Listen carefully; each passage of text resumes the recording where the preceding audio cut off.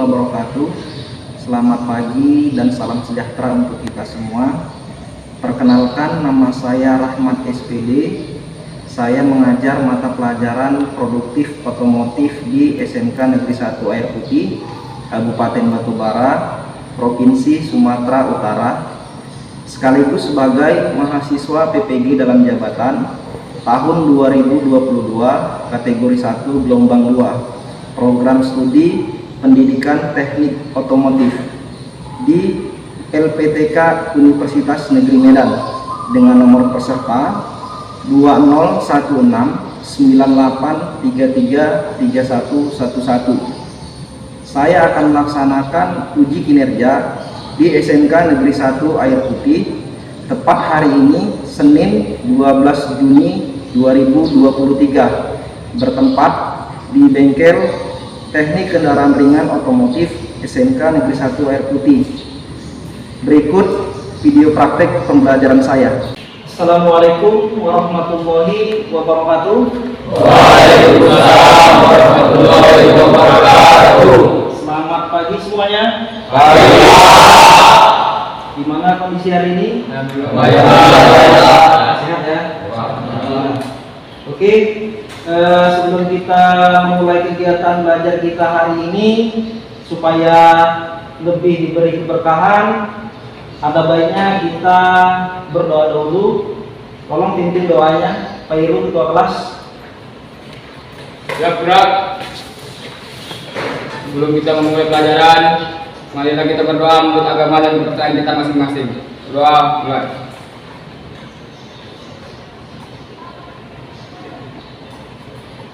Doa selesai.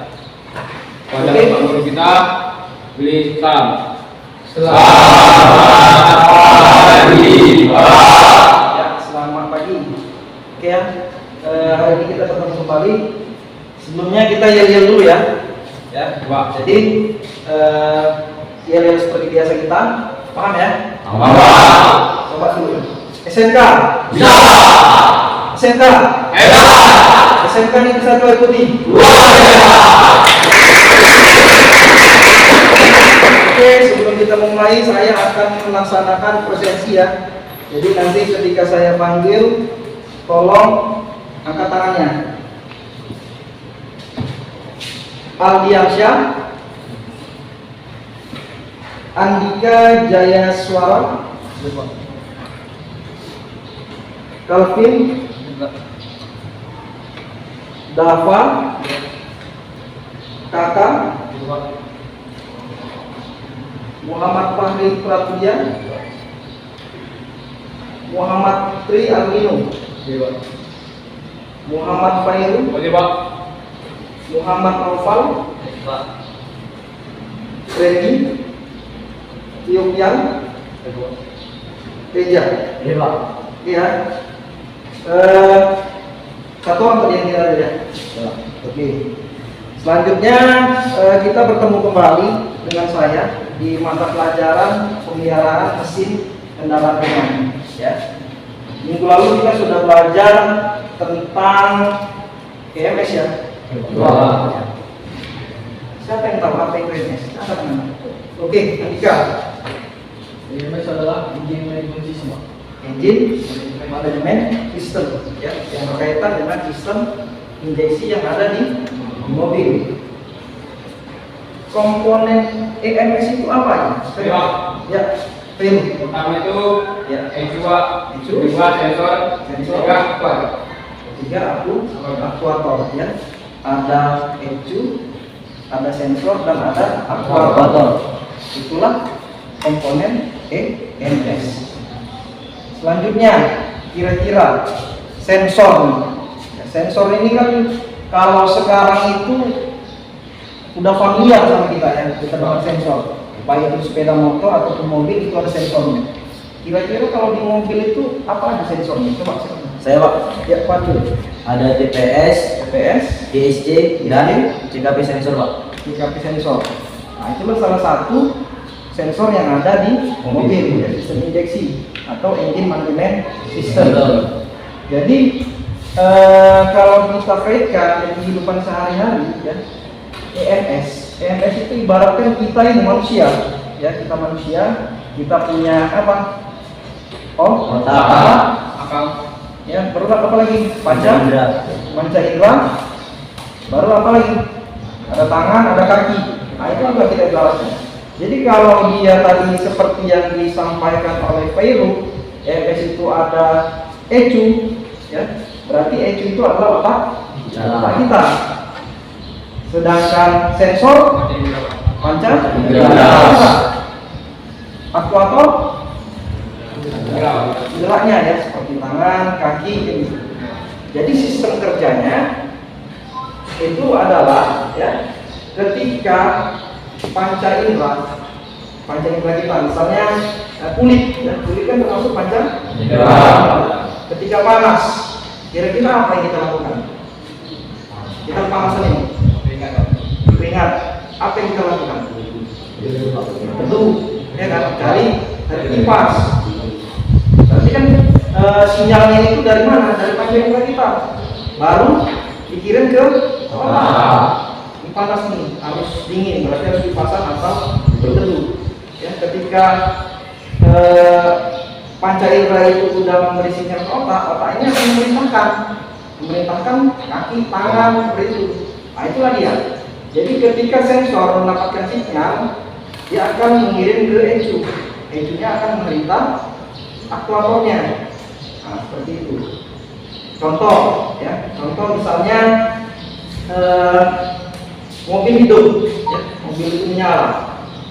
Pertama itu kan ada ya, yang mendapat sinyal kan sensor apa?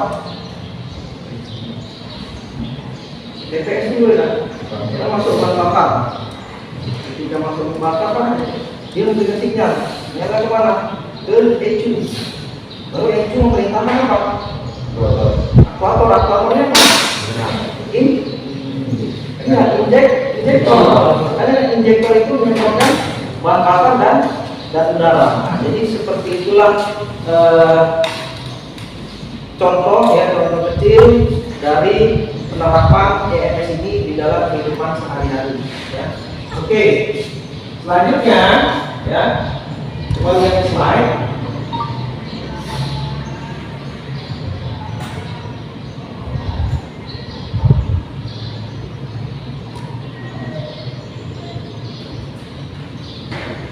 Mapel kita sudah tahu yaitu menyerang secara ringan dengan kompetensinya. Di materi kita nanti kita akan belajar mendiagnosa kerusakan EMS. Ya. EMS apa aja tadi? Apa aja komponennya? Jadi 3 komponen itulah yang nantinya akan kita diagnosa. Ya. Jika terjadi trouble di mobil.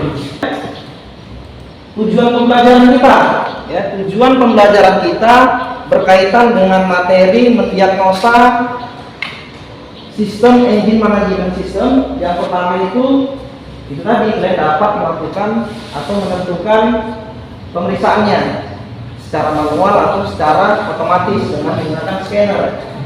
Baru yang kedua,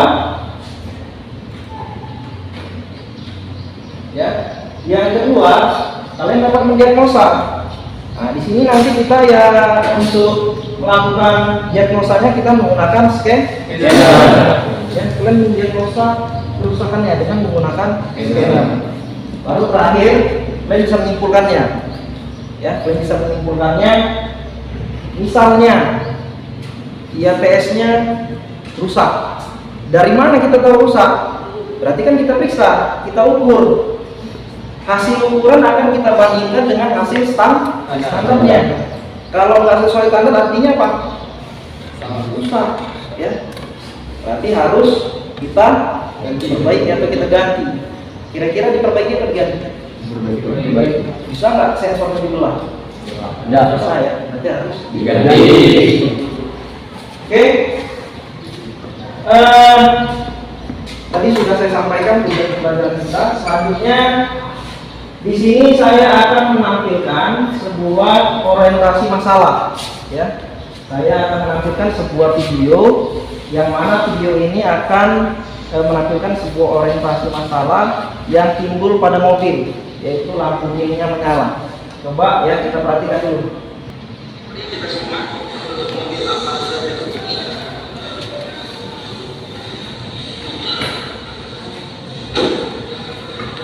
Kondisi aktual ketika kunci kontak berada di posisi on, maka lampu indikator yang ada di odometer akan menyala, dan apabila ini rusak, kondisi mesin dalam keadaan hidup, kondisi normal yang seharusnya untuk lampu di odometer ini akan mati. Namun dapat dilihat di odometer ini lampu mil menyala. Kira-kira permasalahan apa yang timbul sehingga lampu mil ini menyala? Sekian, terima kasih.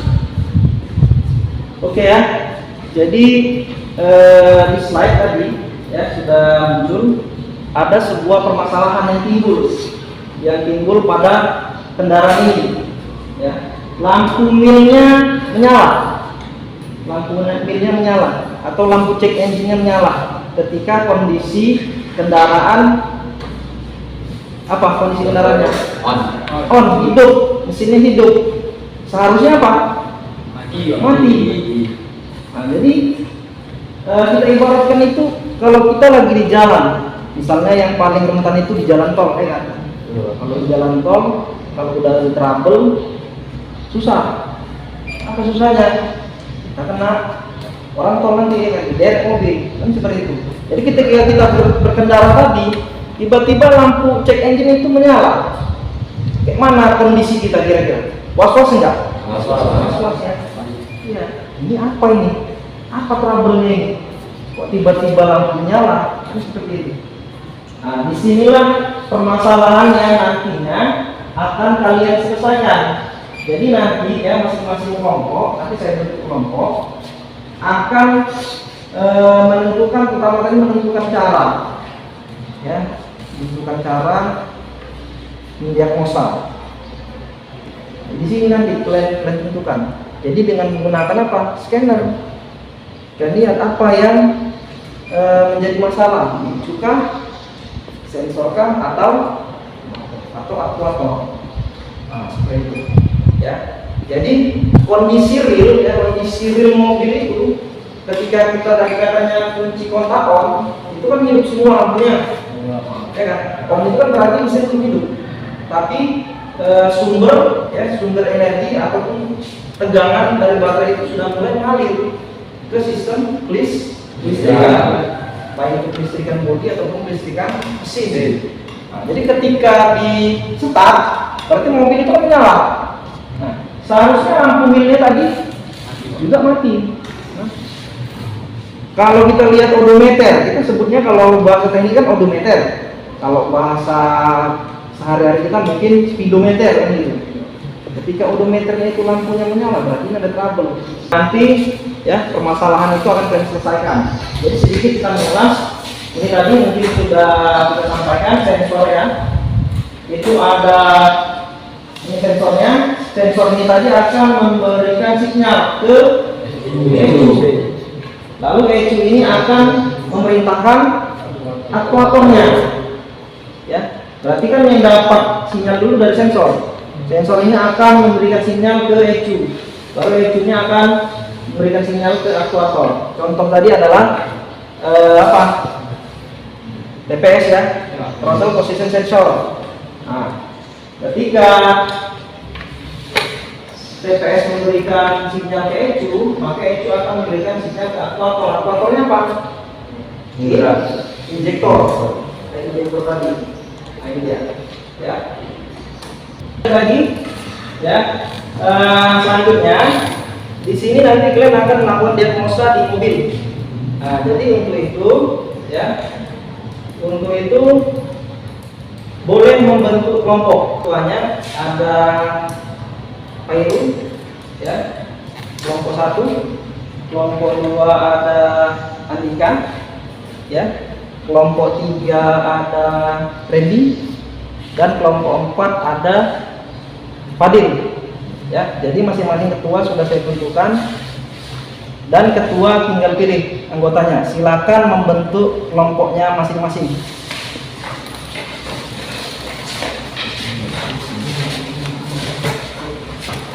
Oke ya, jadi sudah terbentuk kelompoknya. Sebelumnya akan saya bagikan sebuah LKPD. Ya, LKPD itu adalah lembar kerja peserta didik. Jadi paduan kalian nanti dari situ, ya. Paduan kalian dari situ. Di situ nanti ada apa aja alat dan bahannya, cara kerjanya seperti apa, tinggal mengikuti LKPD. Ya. Alat-alatnya apa aja dibutuhkan? Silakan dicari di sini. Ya, oke. Jadi masing-masing ketua boleh ke depan untuk mengambil LKPD-nya.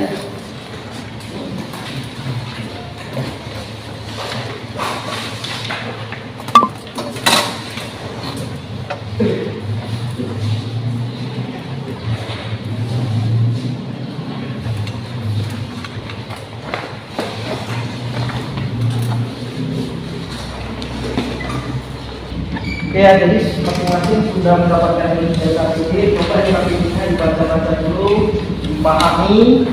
Apabila ada yang kurang paham, silakan tanyakan ke depan. Ya, jadi teknis pelaksanaan kita nantinya, ini kan ada 2 mobil praktek kita. Jadi nanti maju yaitu 2 kelompok, ya. 2 kelompok lagi nanti sembari menunggu. Ya, bergantian. Kita sistemnya rotasi. Paham ya? Paham. Oke, jadi kelompok 1 dan kelompok 2 ya silahkan bisa ngecek alat-alatnya dan ke mobilnya masing-masing. Silakan kelompok 1 dan kelompok 2. Hidupkan dulu kondisinya, cek dulu ya. Kondisi mesinnya hidupkan. Pastikan dulu ketika on, kunci kontak on, lampu indikator itu menyala. Ya, semuanya menyala? Nyala, Pak. Ya. Baru selanjutnya lakukan start. Start dulu.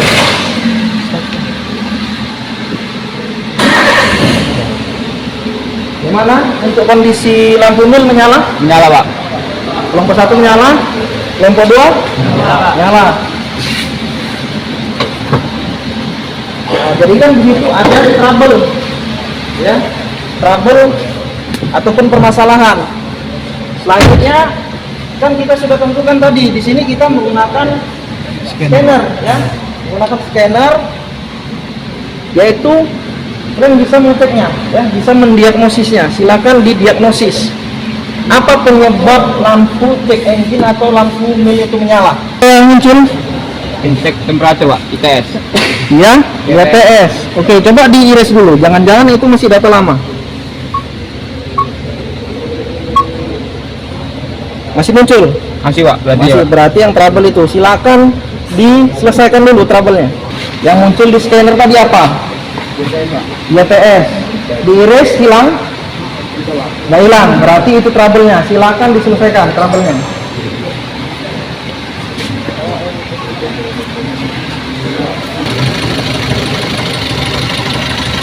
Oke, catat hasilnya. Catat Fahri hasilnya. Nah, nanti berapa? Baca, catat hasilnya. Udah kelihatan hasilnya? Berapa? Oke, udah catat hasilnya. Ya, nanti bandingkan dengan standarnya. Kalau tadi kira-kira soketnya kayak mana kondisinya? Kondisi soketnya? Soketnya tadi kondisinya terbuka. Terbuka ya? Ya, berarti open. Coba kita pasang dulu.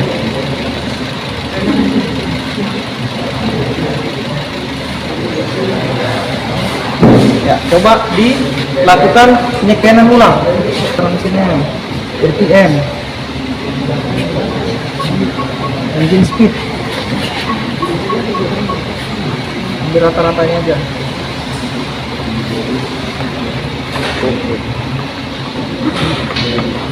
Tujuh 45 RPM. Lagi, apalagi yang diminta? Derajat pengapian.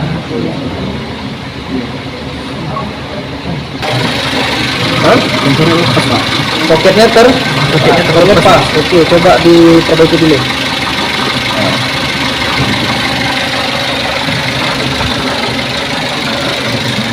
Oke, selanjutnya apa? Langkah selanjutnya diiris Pak.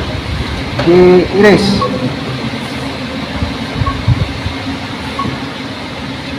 Oke, sudah hilang ya. Di lampu milnya kondisinya sudah mati Pak. Sudah mati ya. Berarti yang terjadi masalah apa? Intake air temperaturnya. Intake air temperatur sensornya ya.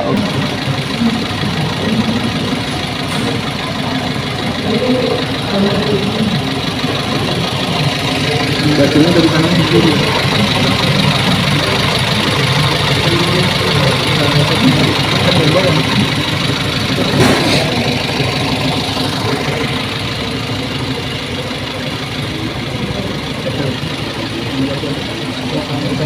Lihat. Coba. Nah, 19 kali.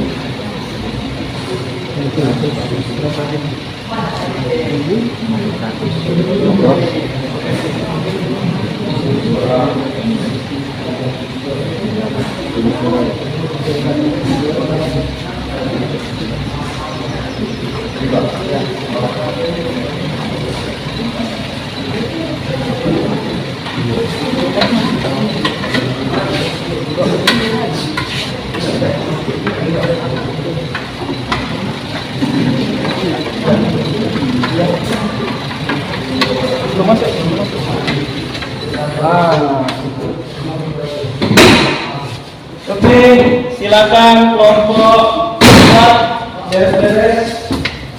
Lanjut ke sini ya. Tadi kalian sudah melaksanakan uji kerja atau praktik langsung ke unit dengan mendiagnosa sistem EMS ya, menggunakan scanner. Jadi untuk selanjutnya semua punya laporan ya, lalu LKPD-nya. Selanjutnya kalian akan masing-masing kelompok akan mempresentasikan hasil unjuk kerjanya. Untuk itu saya persilahkan kelompok 1 untuk mempresentasikan hasil unjuk kerjanya. Silakan kelompok 1.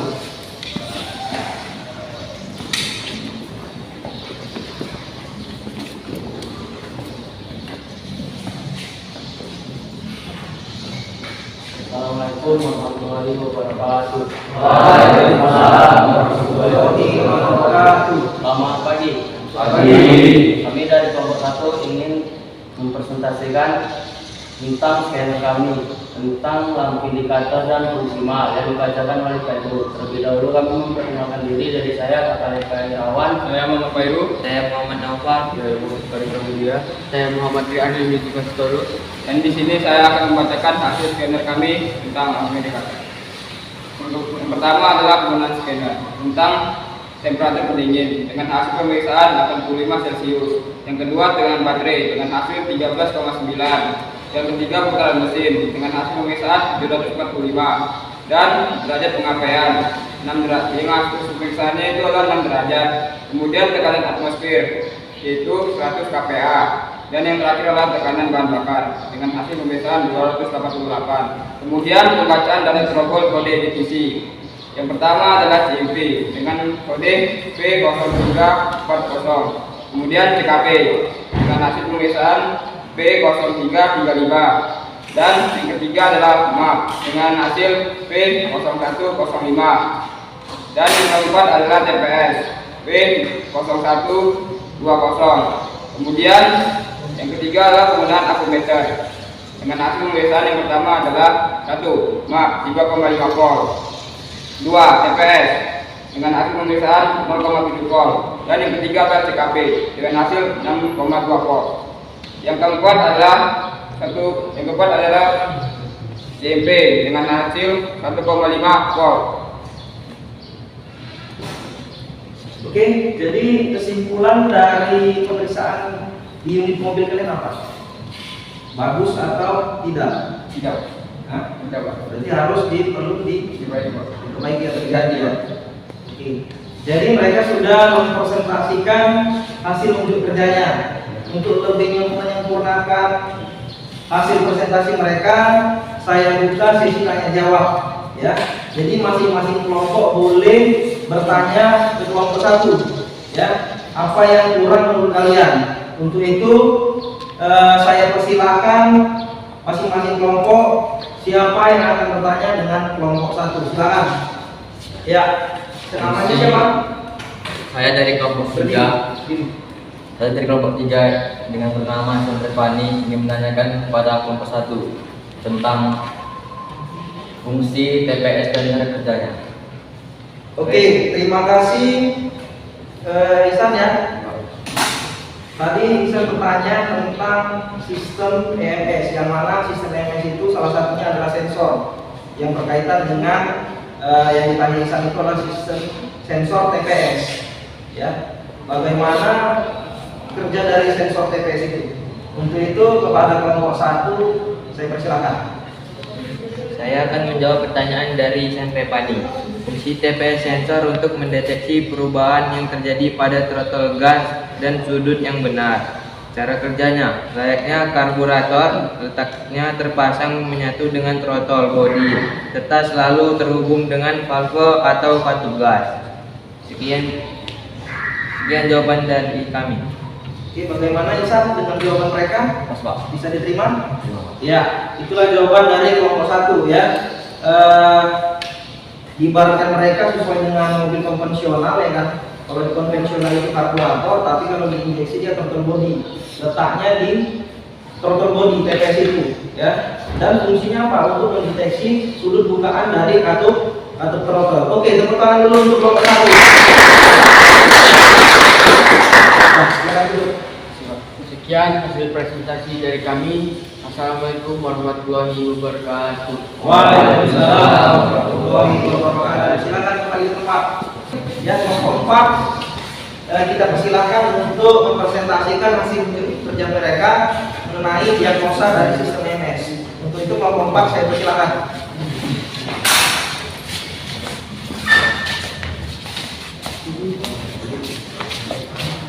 Assalamualaikum warahmatullahi wabarakatuh. Waalaikumsalam warahmatullahi wabarakatuh. Selamat pagi semuanya.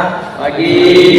Ya, di sini kami dari kelompok 3 akan membacakan hasil presentasi kami mengenai pembacaan lampu indikator malfungsi, penggunaan scanner, pembacaan data kerja mesin, pembacaan data trouble atau DTC, penggunaan alfameter. Sebelum kami membacakan hasil presentasi kami, di sini saya akan memperkenalkan diri. Nama saya Fadil Khairi. Nama saya Dafa Diansyah. Saya Gabriel Manalu. Saya Santrepani. Saya Giri Ramanda. Di sini kami akan membacakan hasil presentasi kami yang akan dibacakan oleh teman saya yang bernama Dafa Diansyah. Hasil pemeriksaan pembacaan lampu indikator malfungsi saat mesin mati ataupun cipuan on. Hasil pemeriksaan hidup. Saat mesin hidup seharusnya mati, tetapi hasil pemeriksaan kami hidup. Pembacaan data real kerja mesin. Hasil pemeriksaan temperatur pendingin 88 derajat Celcius. Tegangan baterai 11,9 volt. Putaran mesin 745 rpm. Derajat pengapian 7,9 derajat.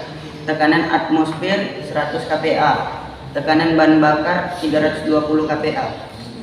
Pembacaan data trouble code atau DTC P003 MAP atau manifold absolute pressure. Sekian presentasi dari kami. Oke, terima kasih untuk kelompok 4. Untuk lebih menyempurnakan presentasi mereka mengenai hasil diagnosa mereka, saya buka sesi tanya jawab ya. Untuk itu kepada masing-masing kelompok saya persilakan untuk bertanya ya. Silakan. Ya, Kevin dari kelompok mana? Ya, saya Kevin Sandi dari kelompok 2 ingin menanyakan, jika salah satu injektor atau lebih tidak berfungsi, bagaimana cara kerja mesin? Oke, terima kasih Kevin atas pertanyaannya ya. Jadi untuk pertanyaan dari kelompok 2 ya, untuk kelompok 4 si Kevin bertanya bagaimana kondisi kerja mesin ya jika salah satu injektor atau lebih tidak berfungsi. Kelompok 4 saya persilakan untuk memberikan tanggapannya. Silakan. Baik, saya akan menjawab pertanyaan dari teman kami Kelvin dari kelompok 2. Jawabannya ialah jika komponen injektor yang rusak bisa menyebabkan mobil mogok karena peranti itu tidak bisa menyemprotkan bahan bakar ke ruang bakar. Kendati mesin menyala, kemungkinan muncul gejala tidak bisa digas. Sekian. Oke, terima kasih untuk kelompok 4 ya. Jadi Kelvin, saya tengahi dari jawaban mereka, ketika salah satu injektor ya atau lebih tidak berfungsi atau tidak bekerja, maka yang pertama tadi kata mereka itu bisa terjadi mogok. Ya kenapa? Karena mobil itu ada 4 silinder. Jika satu aja dia tidak menyemprotkan masih hidup, tapi kan sedikit pincang dia. Tapi kalau lebih dari satu otomatis akan mati mogok seperti itu. Oke Kevin, bagaimana jawaban mereka? Oke. Untuk itu terima kasih kelompok 4, kita beri aplaus dulu ya. Kemudian dari masing-masing kelompok sudah mempresentasikan ya, saya silakan untuk kelompok 4 kembali ke tempat.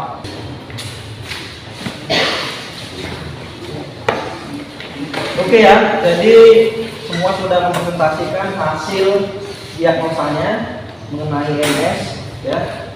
Jadi dari ini kira-kira ya kita simpulkan dulu. Yang pertama, yang banyak ini ada yang kritisnya muncul TPS, ada yang kritisnya muncul IATS, seperti itu ya. Jadi untuk menentukannya ya, lebih mudah mana kita menggunakan alat atau secara manual? Alat ya, karena lebih efisien dari waktunya. Ya, makanya penggunaan scanner ini untuk mendiagnosa itu sangat penting, apalagi mobil injeksi sering terjadi trouble kan seperti itu ya. Selanjutnya setelah kita menggunakan scanner itu kita bisa menentukan sistem engine management apa yang terjadi trouble kan seperti itu ya. Coba tadi saya pengen pengalamannya lah. Satu orang dulu yang ngasih pendapat pengalamannya ketika melakukan penyelesaian trouble pada mobil dengan menggunakan scanner. Siapa? Ya, silakan Peru. Saya Muhammad Pairu akan menyampaikan hasil kesan saya atau kami tentang menggunakan alat scanner, Pak.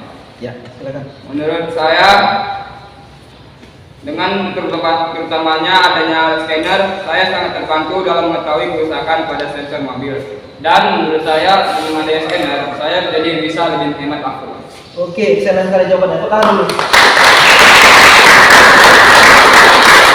Oke ya, saya rasa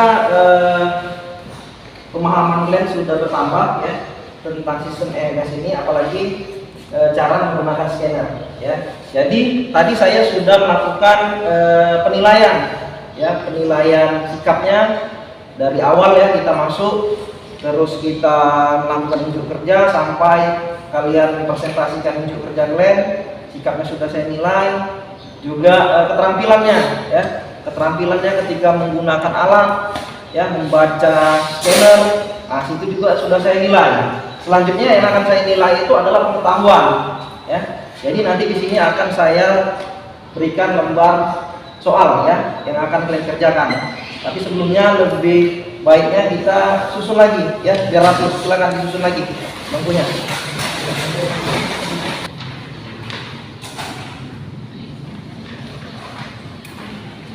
Cukup.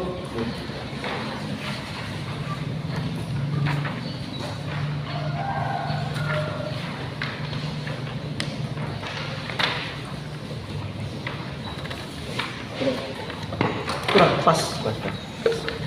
Oke ya, masing-masing sudah mendapatkan soal, silakan tulis namanya ya, kelas dan mata pelajarannya.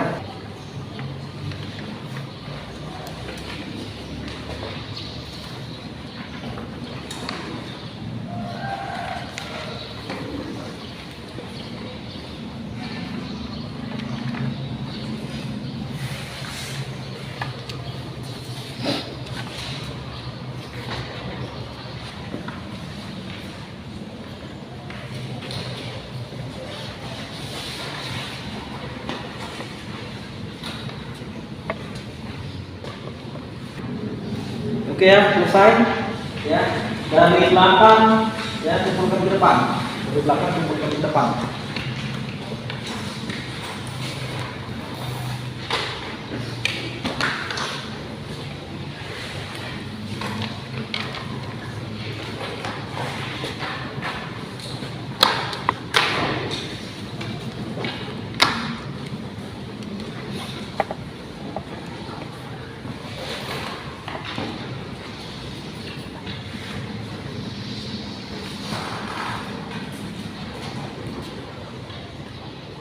Ya, jadi sudah kita lakukan penilaian tadi, penilaian berpaluan. Jadi untuk penilaian sikap, keterampilan dan pengetahuan sudah kita lakukan.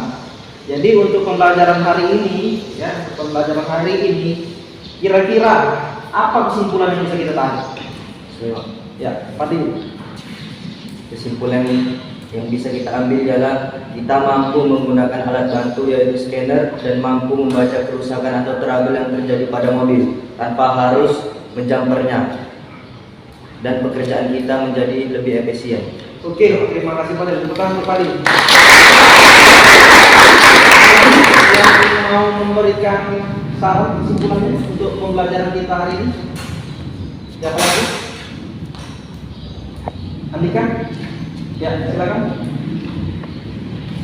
Kesimpulan yang saya dapatkan dari materi pembelajaran hari ini adalah tentang kemudahan bagaimana mendeteksi kerusakan sensor pada sistem mobil EV atau mesin EMS (Engine Management System). Dan dengan menggunakan scanner, kita dapat mendiagnosa kerusakan-kerusakan apa saja yang timbul di mesin EMS ini. Oke, excellent sekali jawabannya. Tepuk tangan dulu. Oke ya, jadi kesimpulannya, ya, kesimpulan yang bisa kita tarik tadi si Fadil sudah memberikan kesimpulannya, Pak Heru juga tadi, si Andika juga ya sudah memberikan kesimpulannya. Yang pertama itu yang kita bisa simpulkan adalah kita bisa menentukan cara, ya, menentukan cara mendiagnosa kerusakan sistem EMS. Ya, caranya apa? Bisa manual, bisa menggunakan alat atau scanner. Nah, setelah kita bisa menentukan, kita bisa mendiagnosanya, ya. Jadi dari dua ini apa yang kita pakai? Kita menggunakan alat, yaitu scanner, ya. Mendiagnosanya dengan menggunakan alat, yaitu scanner.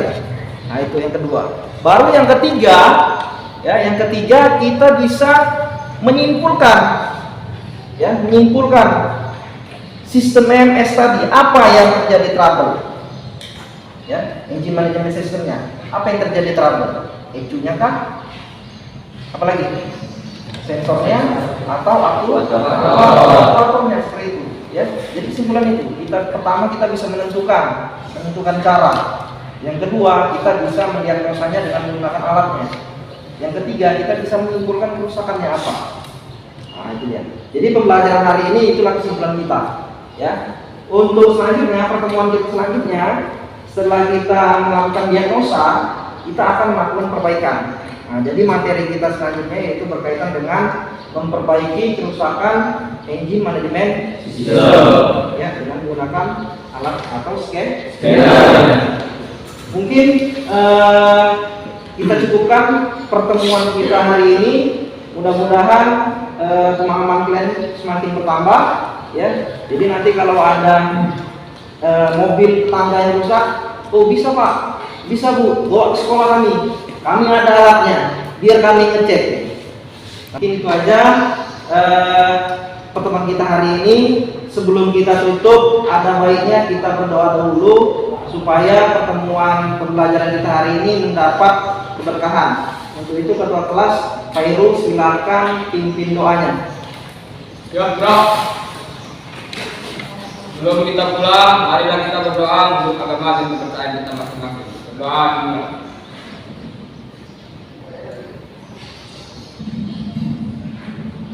Berdoa selesai.